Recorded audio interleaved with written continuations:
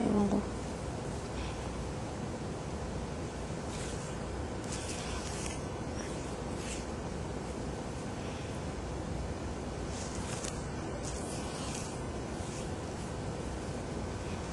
Imbis na nga natin naligo. Imbis ko naligo. Hindi na ako nag-gusto. Oo nga, yun ang pinakamabilis kong paligo. Kung ganito rin mangyayari next time, hindi ako maligo sa umaga. Ako din. Naligo ako kagabi, pero kanina sobrang pawis eh. So parang ang lagkit ng feeling ko.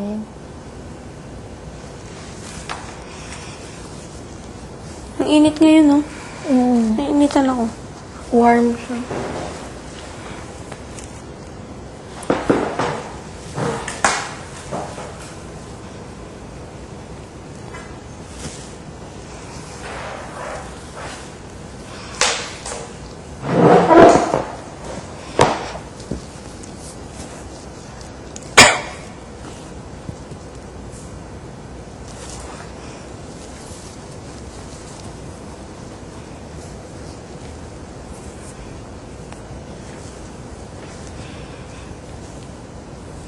Patay.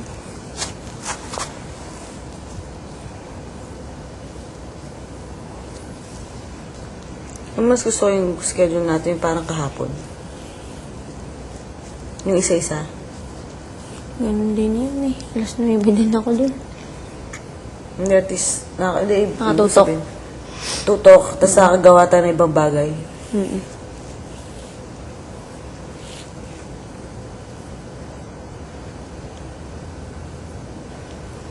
Two days natin ginawa yun, di ba? Yung ano? Wala tayong dance class ngayon, pahinga. Pero maraming tayong Conceptual kay Direct Joey. Ma'am Jersel siguro busy, kaya yung dalawa na lang dancers niya. Pasok ko sa girls' room at 1 o'clock, si Poy lang ang nasa kama niya. Nakataklob, si Poy lang. Kasi bukas ang ilaw eh. Pagpasok ko sa boys' room, Kayo rin. si Miguel nakalateral ganon, kausap si Iñaki. Everybody else was this was 1 o'clock. And they were done with Mr. C earlier. At least an hour before siguro, everybody. Hindi pwede. Kayo rin, mahirapan kayo. Those high notes won't come easy. The middle won't come easy. Oh, kaya matulog kayo. Kayo rin. Jaw next for those who are finished with the swallowing muscles.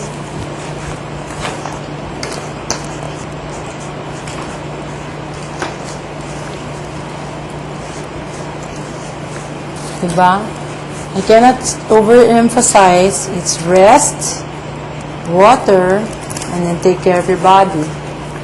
Kasi maski na ano ba, maski na alam mo yung kanta mo, pag dito may handicap ka, pangit ang kanta mo. Mararamdaman mo rin eh, na-overtax to eh. Kasi parang kung baga double time kang gumagaan ng gano'n, can't do it. Tulog na. Okay. Now, for next larynx, Paalala you yung remember where alin, your larynx Speng. is? Tingnan natin, para manigurado tayo na, too high. Relax. Swallow.